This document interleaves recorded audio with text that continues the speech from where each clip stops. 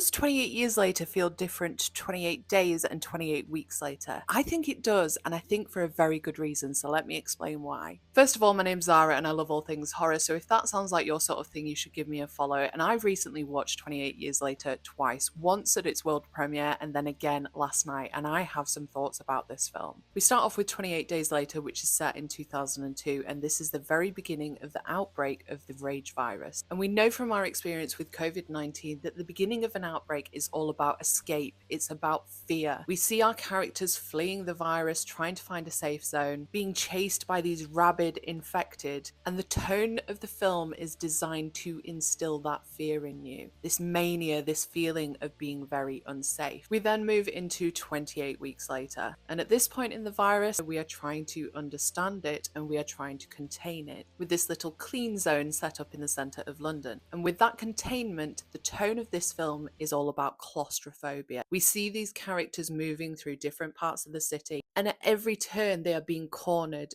and contained. It's still pretty manic, but this film makes you feel like the walls are closing in. Now we have 28 years later, and that is a massive amount of time that has passed since the rage virus took hold. And we see that England has had to learn acceptance and adaptation to the virus. And not only have the survivors adapted, but so have the infected, with the introduction of things like alphas and this pack mentality. And much like the other two films, the tone of this matches the point of outbreak in the virus. Through acceptance comes remembrance and mourning. Mourning not only the people lost, but also the way of life and having to start all over again.